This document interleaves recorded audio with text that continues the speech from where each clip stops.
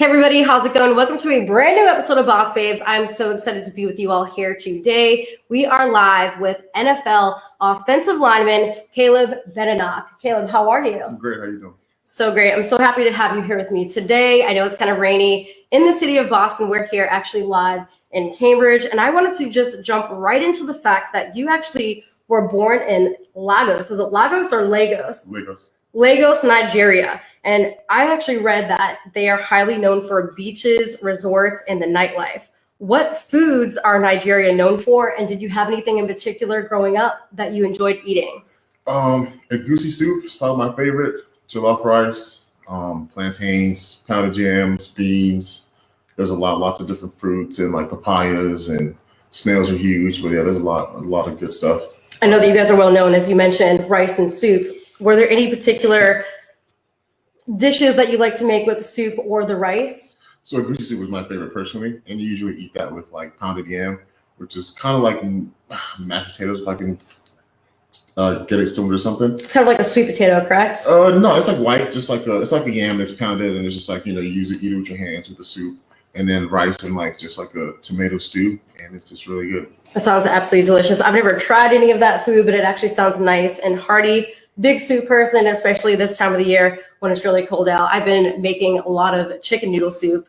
What is your best memory from being born and growing up there? I know you moved to Texas in 2003, so you must have spent a good chunk of your childhood actually in Nigeria. Yeah, I did. My favorite memory is just hanging out with my friends who played soccer on the streets, and just like it was just a blast just hanging out with those guys. And yeah, that was probably the best memories I had. And I went back every summer after I moved to Texas till I was in senior in high school, kind of when football started picking up. And so I spent a good chunk of time there. But that's my favorite memory, so playing soccer.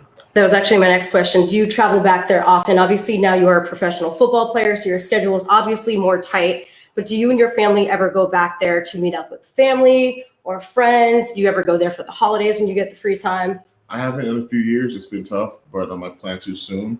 But yeah, we do go back. My dad still lives here. My grandparents still live there. I have a lot of extended family there still, so I do visit. I understand that you had a quiet family life growing up. Both of your parents are ministers, which I think is super amazing.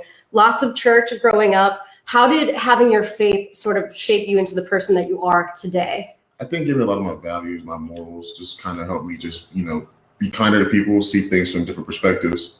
Just not be real judgmental. And then, like I said, life was quiet. My parents tried to shield me from like a lot of unnecessary outside stuff, and, just focus on Nigerians are big on education. So it was really like church and school, and that was kind of how I grew up. Do your parents now still keep up with their faith? You guys still go to church very often? What is your family life like now currently?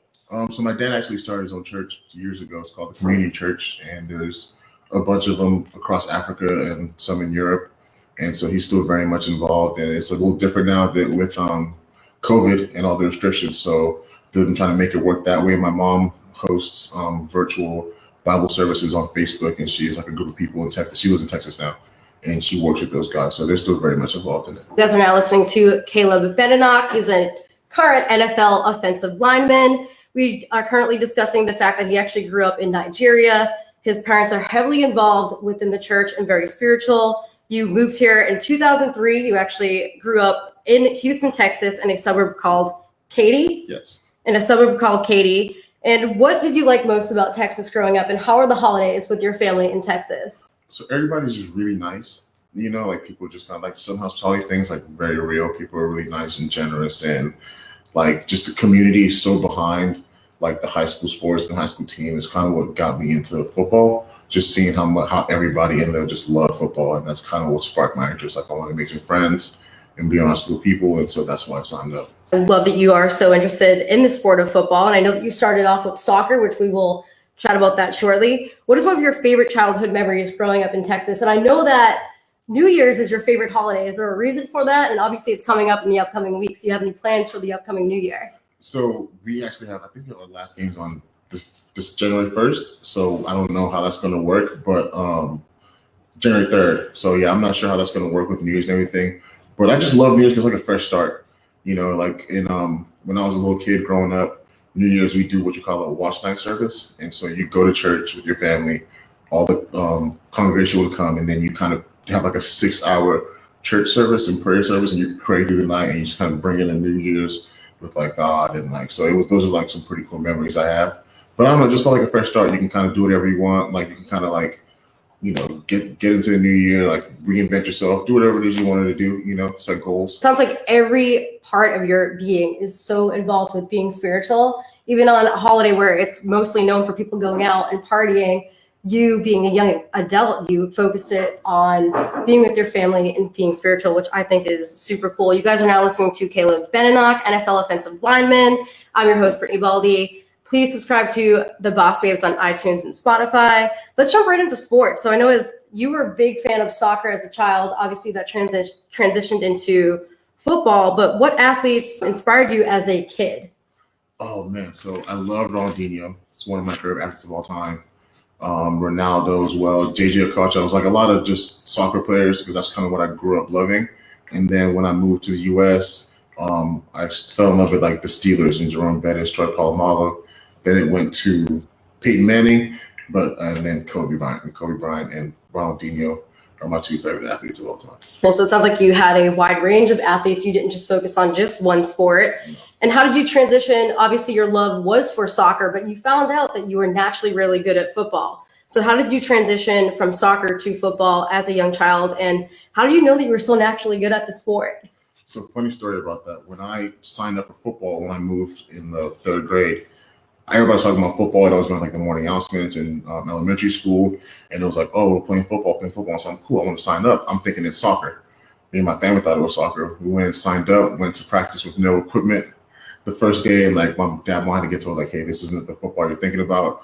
So you got to go and, get different equipment. And then like I started playing and didn't know what I was doing, but my coach told me that I was very gifted at it, that I had an aptitude for it. My mom, the same thing. She's like, hey, you need to keep your son in this and keep him playing because he could be really good one day. So you thought that you were actually signing up for football, like soccer. European soccer, Futbol, I believe that's how you spell it. Yes. And you ended up being like, okay, I'm here. I think that I'm trying out for a soccer team. That ended up being something pretty different. Something a lot different. And you are 6'5". Yeah. So I wanted to ask you, were you always that big of a person when you were younger, or did you kind of like grow into yourself? I was a pretty big kid. Like I was always like taller and, a little bigger than everybody else. I hit a growth spurt like going into my freshman year in high school. Like I went from like 5'9" to like 6'3" in the summer. Wow. That's a big jump right there. Lots of knee pains that summer. But yeah, that was kind of when I hit my biggest growth spurt, and I just grew a little bit over the course of time till now. And your fondest childhood sports memory? What were some of your fondest childhood sports memories, whether it was traveling with your team or having your mom and dad go with you to watch you play? Oh, man, that's tough. I'm sure you have many of them. Yeah, there's so many. We used to have this thing called inter-house sports when I was a little kid in Nigeria, and like the way our school was set up, they'd split up all the kids based on their class in like different areas into like different like houses, kind of like almost like Harry Potter. How they have like Gryffindor and like all that kind of stuff like that. Mm-hmm. So it's like that. And then you have like different tournaments. You have like a track and field, a volleyball, a soccer, and like the parents come, and it's like a really like big event. And they have like a little location every year. So those were a lot of fun. It sounds like you had a lot of great childhood memories, especially involving around sports in your family. And I understand you went to college at UCLA. So you switched on over from spending time, obviously, in Texas. You went over to California. What did you actually end up studying in college? I feel like a lot of people don't really ask professional athletes what they studied. And I feel like that kind of makes up who you are as well, and not just what sport you played or where you grew up. What did you plan on having for as a career? I studied political science. I wanted to be a lawyer. Both my parents actually studied law and practiced law before they became ministers. And so that was just kind of like something that was embedded in me already. And I wanted to follow in those footsteps. So that's what I chose to do. In the future, obviously, we're not going to talk about retirement right now. Obviously, you're killing it. You are currently rehabbing an injury. You will be coming back stronger than ever. But do you have anything in the future? Do you plan on maybe becoming a lawyer or working alongside your parents or anything to that effect? I actually, when I got to UCLA, just my passions kind of switched, and I want to get into architecture and design. And so that's like my next path. Whenever football's done and everything like that, I want to either go to architecture and design school in Rice or like somewhere abroad. Very well-rounded as a young man. And I just wanted to read off some of your stats from playing in UCLA. So you obviously played college football at UCLA. You were an offensive lineman. You still are, of course. In 2014, you started all 13 games at right tackle. You were named honorable mention all conference. In 2015, you started all 13 games, played both tackle and guard. You were the team leader with 35 consecutive starts. As a freshman in 2013, you were named second team freshman All-America, presented the John Bonechef Award. Sorry if I butchered that. The John Bonechef Award for Rookie of the Year on offense. And also in high school, you crushed it as well. You went to Seven Lakes High School in Texas. You were a 4-star recruit, ranked number 12 offensive guard in the nation, and ranked number 2 guard in Midlands region in Texas. So where do you feel your natural talent stems from? And what does that make you feel to sort of hear these accolades where you're at now from when you were younger? Honestly, there's a lot of those I either forgot or didn't even know it happened. Good answer. So you're very humble. But where does it come from? I don't know. I was blessed. Like God just gave me some gifts. I mean, obviously I work hard, but I can't. There's not a lot of people who are 300 pounds and who can like have quick feet and do all that kind of stuff like that. So like it's just like really a blessing. So. Draft day. Let's talk a little bit about draft day. I want to switch on over. In 2016, you were drafted 148th overall in the 5th round by the Tampa Bay Buccaneers. What was it like on your draft day and that excitement? There were a lot of emotions. Honestly, like when I got my draft grade coming out as a junior. I expected it to be a lot higher than it was that day. So there's like a lot of frustration, going through the whole process, and ESPN was there. And so you're dealing with cameras and like my family and like, so like that frustration is there. But then when I got drafted, it's like everything just kind of went away and I was happy and like cried like a little baby on TV. But it was dope though. It's something I'll never forget for sure. Did you have a specific team in mind when you were, again, growing up as a kid? Were you like, I really want to play for the Tampa Bay Bucks, or I really would love to be a Patriot? Like, did you have, obviously you said you're a Peyton Manning fan. Yeah. Did you ever dream of playing against Peyton Manning or playing with him? Like who, if you could have picked a team when you were younger, who do you wanted to have played for? Oh, when I was younger, definitely I would have wanted to say like the Steelers, because the KYF Steelers was the first team I played for in Little League, my first ball team ever. And so I just kind of fell in love with them. I was like, okay, cool, I'll be a Steelers fan. And then they won the Super Bowl that year. So it was just kind of perfect. But when I was doing the draft process, no, I just wanted to get picked high. I wasn't too worried about who the team was. I was going to work hard and do what I needed to do regardless. Your family think of you being drafted.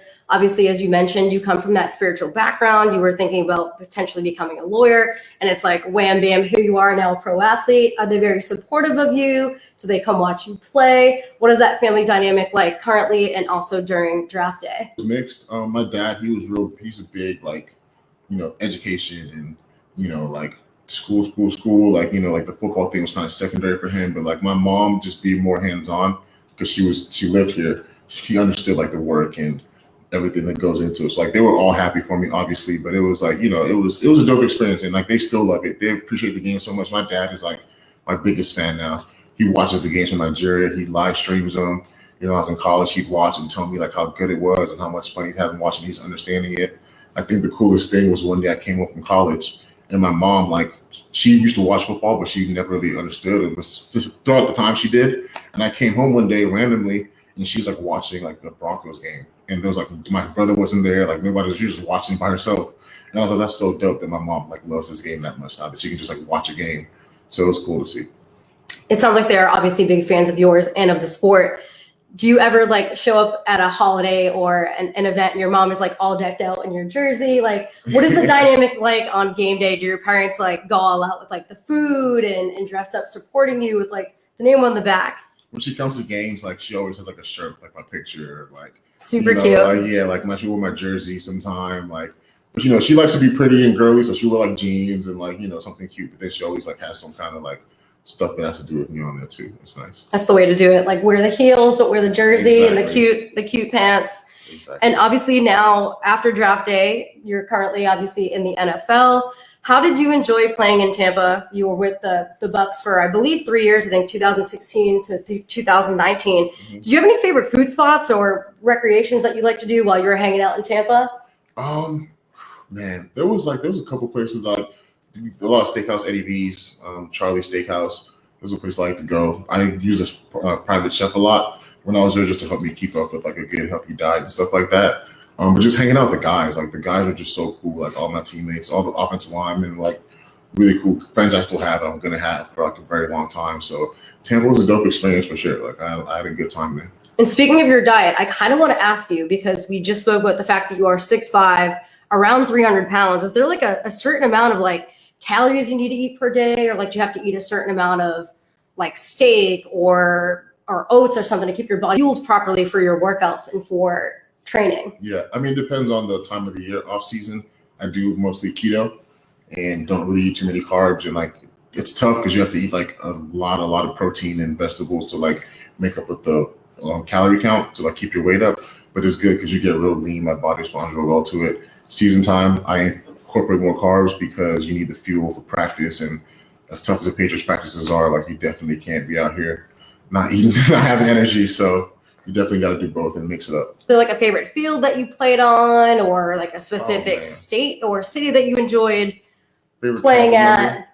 Going home after wins was always fun, just because like the atmosphere and like the excitement on the bus, on the plane, everybody's really happy. Favorite memory on the field was we're playing the Chiefs my second year. I'm playing left guard, and the Chiefs had won like 7 straight games. We had won like 6 straight games. We were the hardest team in the league, and we went into Arrowhead. And like I remember we have a game-winning drive coming up to either win or lose the game, and like it felt like I was in like a movie. And like I was just like, holy crap! Like I'm in the NFL, starting games. Like we're about to go win this game, and we won. And like I remember, like all the guys were just crying and so happy because Tampa struggled for so many years, and like we had like hit like a good streak. So that was probably my favorite memory. How it's so vivid and sticks out in your memory so well. And you are currently obviously with the New England Patriots, so welcome to the Boston area. What do you hope to accomplish as a Patriot? The Patriots are known for winning. They've been the standard of the NFL the last 20 some years. And so I want to win. I want to get as much info as I can from Coach Belichick and that staff. And yeah, that's it. And how is it adjusting to new teammates after playing in Tampa for so long? Is there anybody that you're gravitating towards a little bit more than others? The cool thing about football is we've all seen each other and met each other in some way, shape, or form before, because it's like a very small world. Somewhere I heard about you. And like one of the things about the team here is like it's so hard and the whole work is so hard that everybody just respects each other. And everybody's so welcoming and so cool. And so like it's been really easy to acclimate. And you are currently actually rehabbing an injury. What is the mentality to get back to full strength so that you can get back out on the field? Man, doing what the doctors tell you to do. To the best it's as simple as that. Yeah, just do what they tell you to do because they know it. You know, they're professionals. They've been doing it for a while. They've seen it. So just doing that, attacking your rehab, and that's really it. I want to switch on over because I know you're huge into fashion. Yep. So we need to touch upon that. You guys are now listening to Caleb Benenoch, NFL offensive lineman. He is well known for his fashion. I loved your most recent Instagram post. I thought it was super cute. Flashback post of you. It was many photos of you as a baby until now. And I thought it was super cute because it was you dressed up in like a bunch of different trendy like suits and whatnot. And the caption said, "A lot of y'all just started dressing. I've been had my shit on." So I thought that was super cute. And it goes along with the fact that you love to dress nicely. Who inspired you to dress so nicely? And are you more of a suit guy, more of a casual dress guy? Do you like to switch it up sometimes? My inspiration, I mean, like I said, like African people, like we love night. Like you go to church, like everybody's dressing like their best. Like it's, you know, you come in looking nice, like we're proud people, a proud country. And so like it's always been there. I've always loved it. My dad was into it, my mom was into it. And like when I got to LA, like that really like sparked my interest in fashion, just because there's just so many different styles. And it's like a place where like where you're at doesn't determine what you wear. You wear what you want to wear and you go, and everybody just kind of respects everybody's sense of style. And so that was really cool because I got to like explore and see a lot of different things. Depends how I'm feeling that day. I'll wear anything anywhere. Yeah, like I don't really like, yeah, it doesn't matter. It just depends how I'm feeling. I'll go in there, I'll put some stuff on, I'll see what feels good that day, and then I'll wear it. It probably also depends on the vibe, and also if you're going to an event or you're just hanging out with your friends, or you're going to a nightclub, or you're going to a sports event. So probably the occasion dictates what you're wearing as well. But sometimes though, like still you just wear whatever. Yeah, I might go hang out with one of my homies and I'd be like, I feel like putting on some jeans and looking a little good. I don't know what might happen. I'll just go over there and do it. And sometimes you're casual. Just depends what you're feeling like. Do you have any favorite colors that you like to wear more than others? Oh man, I guess it changes all the time. I went through a phase where I like a lot of dark colors. Right now, I'd probably say I'm like really into earth tones. That's probably like what I'm really into. Like I think Fear of God does a great job with like all like the little just pastels and like all that stuff like that. So I'm into that right now. Let's talk a little bit about your shoe game. Are you more of like a sneaker person? Do you like to wear Jordans? Like, do you have a special, okay, I'm going to wear sneakers tonight. It has to be Jordans or it has to be Louis Vuitton. Like, are you more of like the dressy sneaker type person, or do you like to wear like snakeskin booties? I feel like that's a question you need to ask some guys, especially if they're into fashion. Yeah. So I mean, again, like, so it depends on the situation. I love Doc Martens. I have like a pretty substantial collection. I got a lot of sneakers. I love all Off-White Jordans. Got all the Jordan, like Jordan 1s are my favorite. So I got a lot of those, like the SBs. I love a lot. So it really just depends. Like I find the crazy sneakers, like whatever just like kind of looks good, like I'll go pick it out. So I don't really have like one that I'm just like always focused on. It just depends on the vibe. And I'm assuming you probably choose your shoes obviously based on your outfit as well. Mm-hmm. Yeah, most definitely. And I wanted to ask you, obviously Cam Newton is very well known for his outfits. Yeah. Do you love his style? And I just needed to ask, obviously, because obviously he's playing here with the New England Patriots. He spent a number of years with the Carolina Panthers. Yeah. What do you like the most about his sense of style? Because obviously he's very flashy as well. Yeah. I love his style because it's him, and he's unapologetically him. And then he's not scared to like try things on and like put things on. And I appreciate that. Because you got to have the confidence. And like that's one of the big things about it. When you want to get into fashion and stuff like that, you got to have confidence to wear the stuff and like not be scared and like, yeah, try it out. Wear some short shorts, throw a hat with it. You know what I'm saying? Wear different colors. It doesn't really matter. Like I style some of my friends in the NFL, help them pick outfits for game days. And the toughest part is like getting them to branch out and just be like, I'm like, bro, you look good in this. Just try it. That's like, nah, like I just want to wear my J's and my jeans. And like, so just for him to have that confidence, he's like, I'm gonna wear whatever I want. I don't care what y'all think about it, what y'all got to say about it. This is how I feel. This is what makes me feel good. He's expressing himself in that way. So it's dope. And speaking of you having your teammates and you dressing them, trying to get them to branch out, were you ever successful in getting any of your teammates to branch out and dress a little bit different and get out of their comfort zone? Most definitely. A lot of my teammates in Tampa, they wouldn't admit it, but like there are things that I wore when I first got there as a rookie that I got clowned for. And then like a year or two later, I started seeing them. I'm like, oh, you're wearing short shorts too now? Oh, okay. You got some skinny jeans on? Oh, all right. Yeah, that's what's up. So it's just, it happens. That's pretty cool. So you're like starting your own trends. And speaking of starting your own trends, you are in the process of launching your own clothing company called Abuja Bodega. Yeah. Correct me if I said that wrong or correct. Yeah. Abuja Bodega. So Caleb is actually starting his own clothing line. I want to talk all about that. I looked at the Instagram. I know that you are in the process of launching that. So you only have a couple of items out now, but it looks like you're going to be having some cool hoodies out. What was your inspiration behind the clothing line? And what does the name mean? It's kind of cool and interesting and has some like pop to it. Okay, I'll give you a little background. It's actually the second time I'm doing a clothing line. I did one early in my rookie year and I called it Blurred Visions. And basically like when I started that, like I was more focused on like what I thought was cool at the moment, like what was, what people would think was cool, like kind of just trying to copy certain trends that I've seen. And like, I wasn't as into it. Like it just didn't go the way I wanted to. So I scrapped it, put some more time into it, talked to some people on my team, and they just wanted me to really just tap into my roots. And so that's where the Abuja comes from. It's the capital of Nigeria. And then Bodega, it's like the corner store in New York. You can get anything from there, clothes, liquor, food, lotto tickets. And so like, it just one day just kind of popped in my head and I was just like, okay, this is what I'm going to call it. When I talked to my team about it, everybody loved the idea. They loved kind of where I was going with it. And for me, what it means for the company is like, I don't want to be cornholed into like doing one side of fashion. I want to make small objects. I want to make toys. Like I want to make rugs and like things you can keep in your house and make art. And I want to do shoes at some point. Like I'm starting off with streetwear and, I'm going to establish a brand. I want to establish like a consumer base and I want to start dipping into high fashion. I want to do cut and sew and make suits and make dresses. Like I want to do everything. And so I feel like the name just lets you know kind of where I'm coming from. My background lets you know you can kind of get anything with us. I think that's super interesting because I would have never known that had I not asked you. I thought it was just going to be like a really cool high fashion line, maybe like sporty blazers and hoodies and t-shirts, but it sounds like you want to branch off into a number of things. In the future, do you see yourself potentially collaborating with other well-known designers? Or do you want to keep it specific to you? Oh, I'd love to. I definitely love to. There's like a lot of brands that I admire, a lot of designers that I admire. And like when you can, some of my favorite pieces I have are collabs, like, like all the Off-White Jordans, you know what I mean? Like, it's just like creativity is best. Like when you're in a creative space with other people and there's so many people that you learn from. So I'd love to collaborate with people.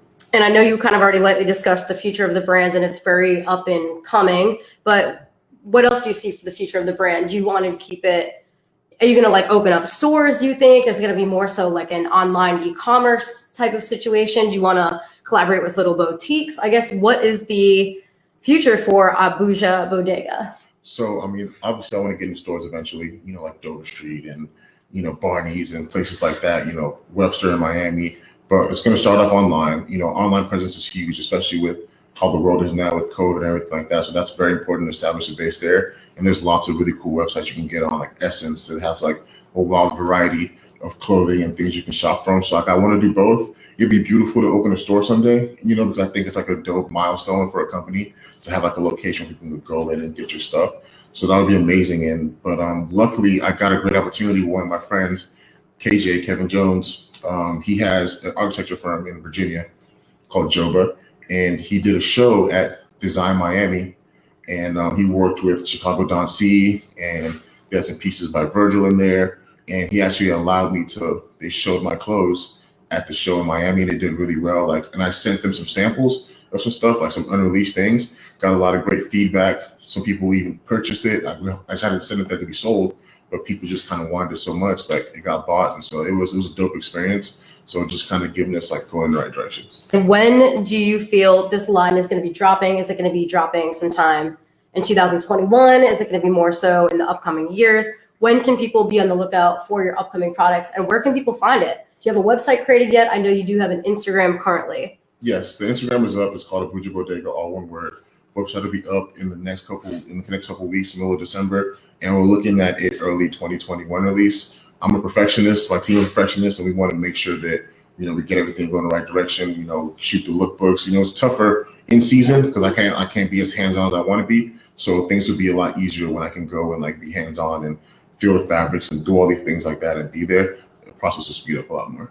Well, best of luck with the future with football and also your clothing line. Before we wrap up the show, guys, you know that the Boss Babes are all about charity and giving back. So Caleb, I wanted to ask you, are you involved with any types of nonprofits? Do you like to coach? Do you like to mentor while playing with a number of NFL teams and also being involved with church? How do you give back to the community, whether you're at home or in the Boston area? How do you give back?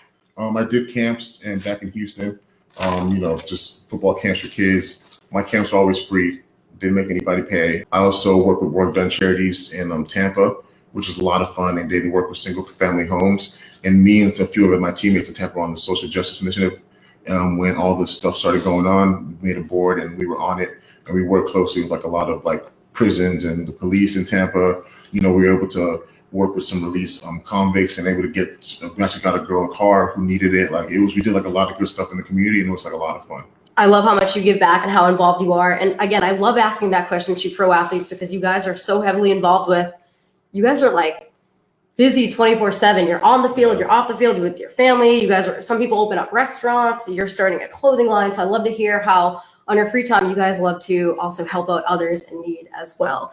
And before we wrap up the show, I love talking about game day eats. So Caleb, I need to ask you, game day eats. I know that you're all about the awesome Nigerian dishes, but what do you like to eat either post-game, pre-game, when you're just hanging out with your buddies?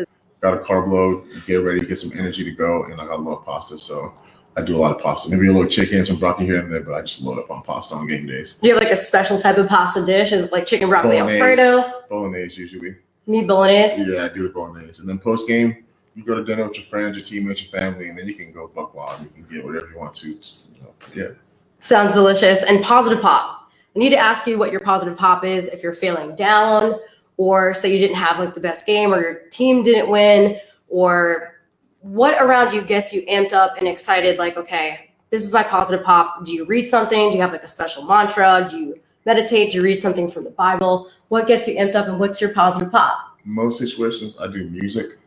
That always gets me going. Like I have different playlists with different moods. You're like a special song or a special artist?